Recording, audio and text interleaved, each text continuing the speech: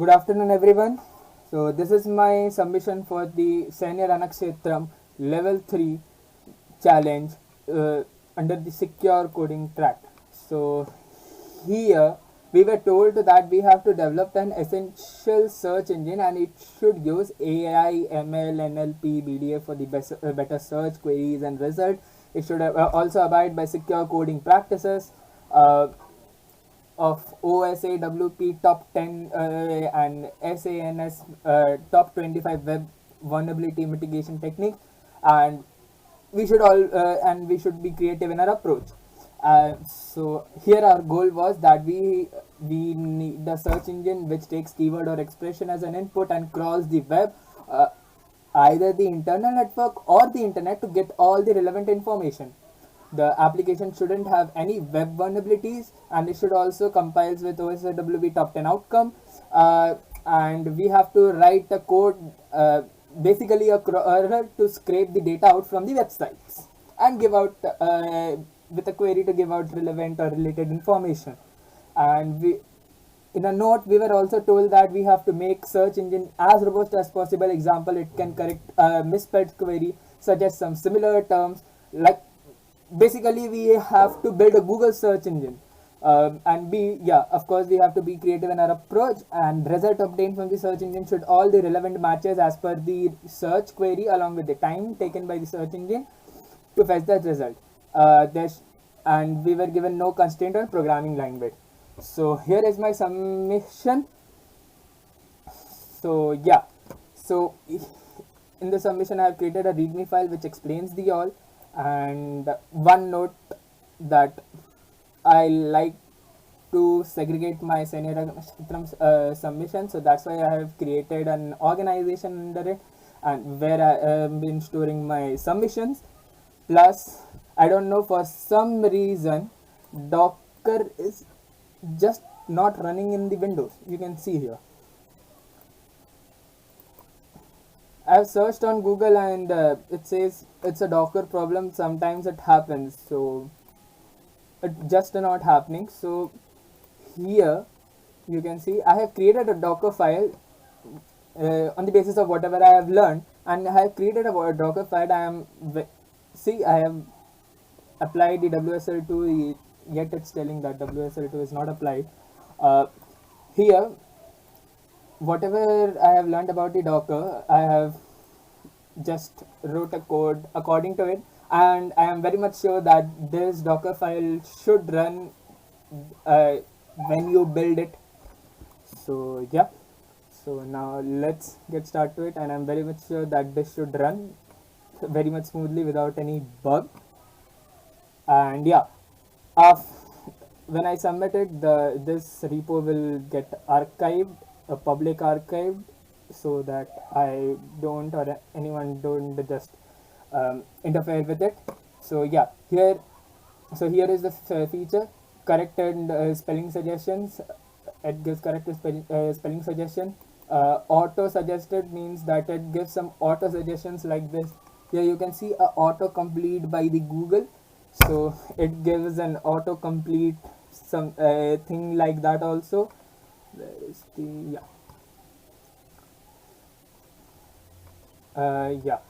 so also, just a second.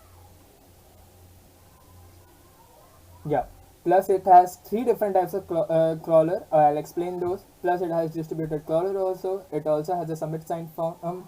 It is blazingly fast, and so on. And here are the vulnerabilities that the application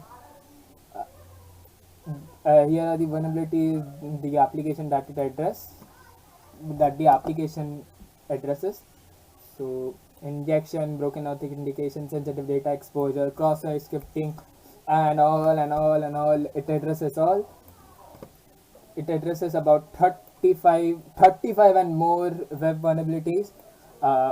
It's built on two programming languages. To run these, we need Python 3.9, Golang. Yes, we need Golang also. Plus, we need a Postgres database. We need RabbitMQ message broker, and we also need Redis.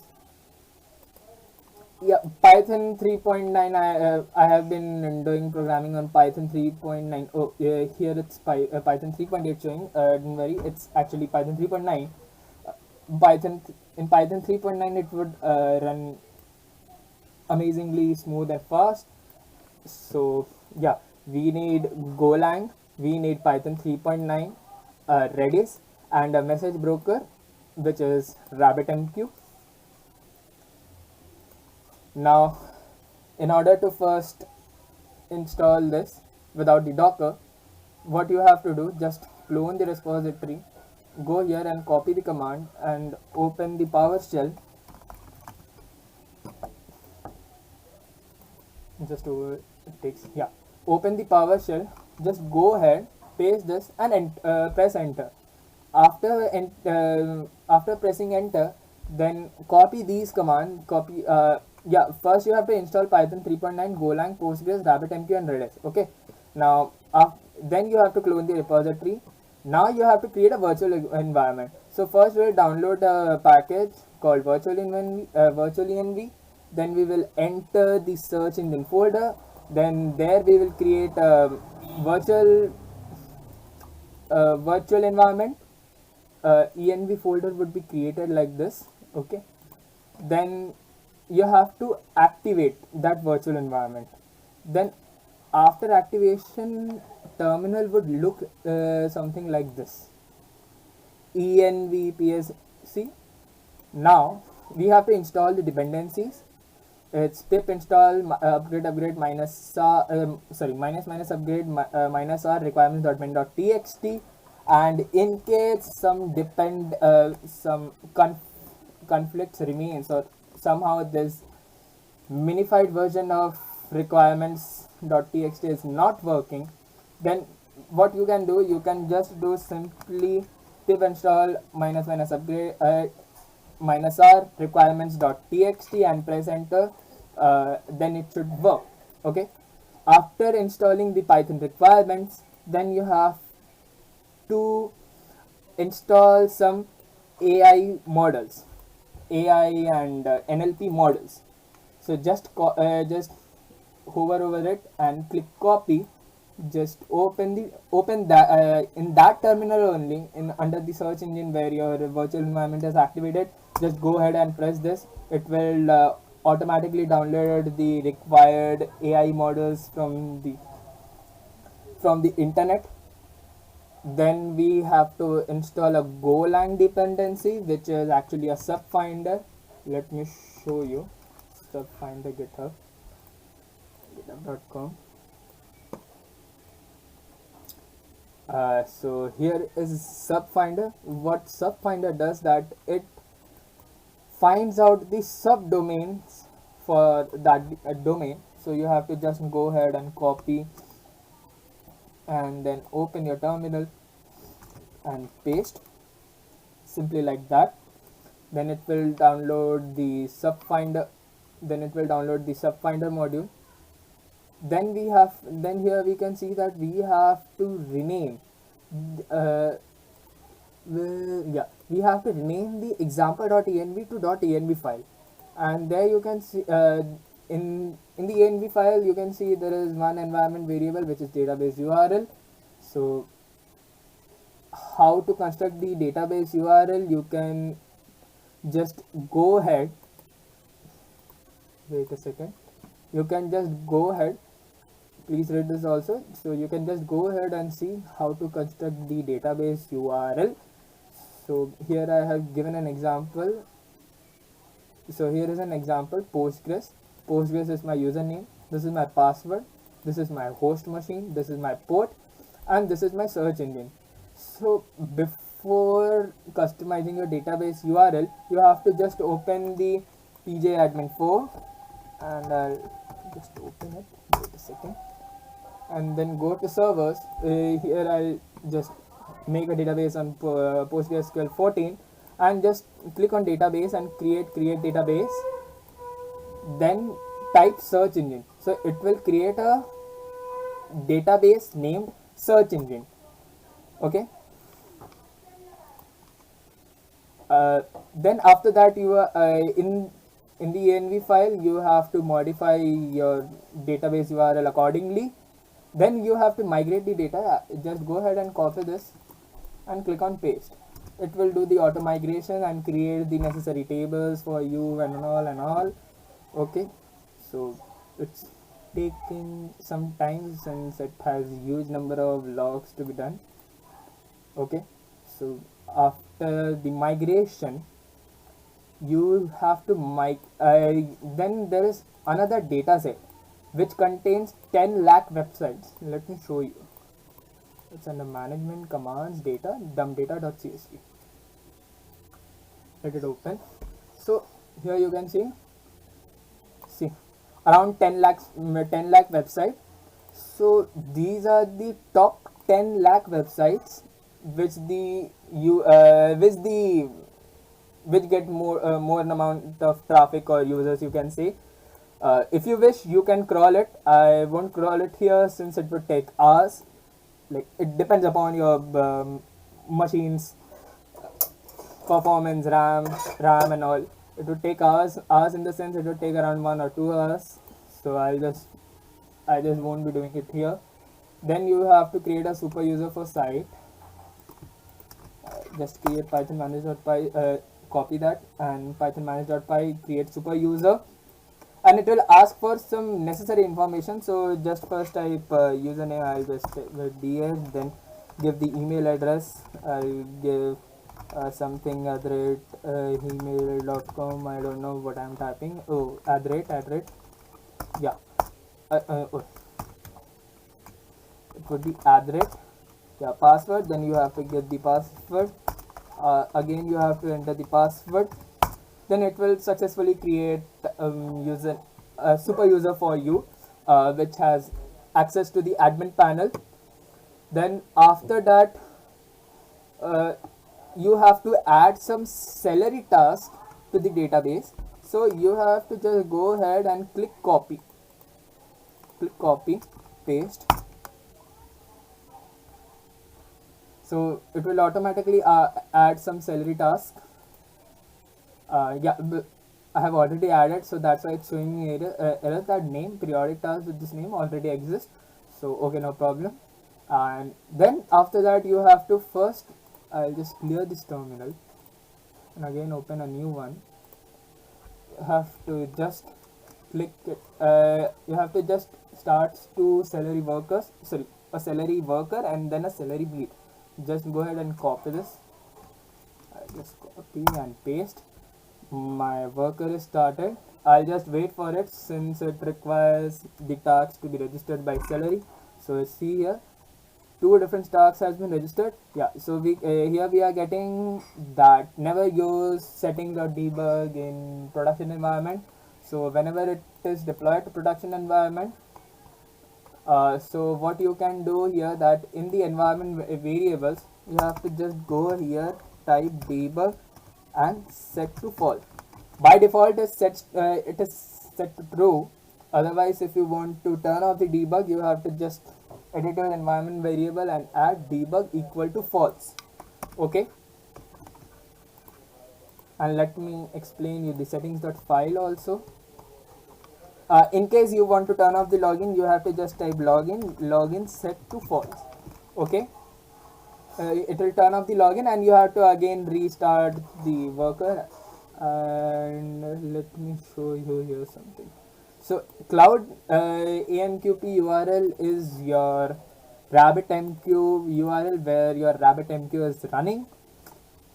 And yes, Redis is actually required for caching, and it also runs on localhost.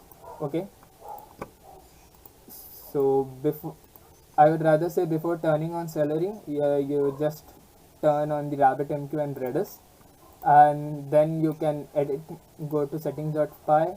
In line 211, you can edit your broker URL according to that. It should be either Redis or that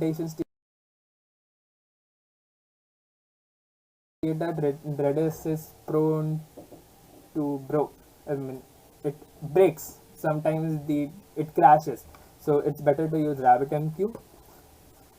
Now I'll run the celery beat. Again open another terminal in that folder only, press and enter. So celery beat is starting, let it start. So yeah, celery beat started. Now we have to run the application. So here are something which I want to address. First is without IP address bound. Without IP address bound means your site will be hosted here, and IP address bound means that it will be hosted on the local IP or your LAN. Okay, so since I will be hosting in my hosting it my local IP, so I'll just copy this. And plus I am on Windows, so that's why this would work. In Linux it would work also. And in additional, if you are in Linux, so you don't have to run this command, you just go ahead and copy this. It will spin off a Gunicon server. Gunicon server is not supported in Windows, it's supported in Linux and Mac, so you can just go ahead and copy this. Now there are some Python custom command reference. It is add celery tasks in panel. You have just seen that it has celery tasks to the admin panel. Let me show you. The admin URL is /admin. Okay, so I'll just log in with my super user credential. Now here you can see periodic tasks, and you can see 3 different tasks are added. This one is added by default, and these 2 were added customly added using using this command. Now what is this? Crawl or already crawled. So I'll just go here, main web crawled web pages. Here you can see these are some crawled web pages by default, which I have done. So I'll just show you once. I'll open another tab, python manage.py. It will again recrawl this, and this is crawl to be crawled. Crawl to be crawled means, see, here are to be crawled web pages, and here are some web pages that needs to be crawled. Here are some web pages that you have entered and which isn't crawled. ये वाले web pages crawled नहीं हुए हैं and इनको crawl करना है, ठीक है. सो इसलिए हम लोग वो कमांड को यूज़ करेंगे and migrate default to the crawl data. That's the 10 lakh website which I have shown you. Okay, and for the distributed crawlers, you can just go ahead, open this link, and you can just refer to it how to run the distributed crawler. So there are 3 different ways to run crawler manually from the command line. So first 2 I have already shown, python manage.py crawl already crawled, and then this. And then there's last, which is a scrappy command line crawler. So here you can see this, right? Yeah, this is a this is a scrappy project, and I'll just go ahead and copy this. Here you can see allowed domains. In the allowed domains, that this command line, this command would just crawl one domain, and here you have to enter here in the allowed domain you have to enter your site without the HTTP or HTTPS. So for example, I want to crawl this website, I would just enter it without the HTTPS and just press enter. So it will just start and crawl. So yeah, you can see the crawling started. So yeah, it's empty domain, that domain doesn't exist, so it gave an error. Otherwise it would crawl and push it to the data. Now a live preview, view site. So here I would first search my name, Dhruv Shaw. Here you can see 28 results in which much second did you mean through it's auto correct. I'll then search Isaac India.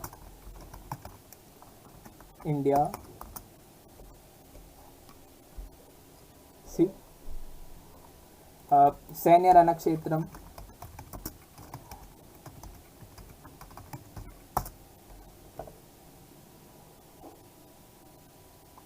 See, plus it has a pagination also, so no lots of data clutter, no lots of data cluttered in a single page. Okay, so yeah, and plus it has also another endpoint to submit the sites also. Let me show you. I'll just go here, urls.py. Yeah, urls.py submit site. So here we can submit the site also. For example, I want to submit this site and I just click are you sure submit. The crawling data was updated. And how do we verify it? Let me show you. Admin to be crawled web pages. Wait, I'll just go here. Somewhere here it should be there. Oh, yeah, it's somewhere here it should be there. It's updated here. So yeah, and I'll show you again one more thing. It can actually escape the HTML characters also. For example, I do this, it would escape this character. Let me show you. See, it escaped the HTML character. So yeah, and it gave no result for the security reasons.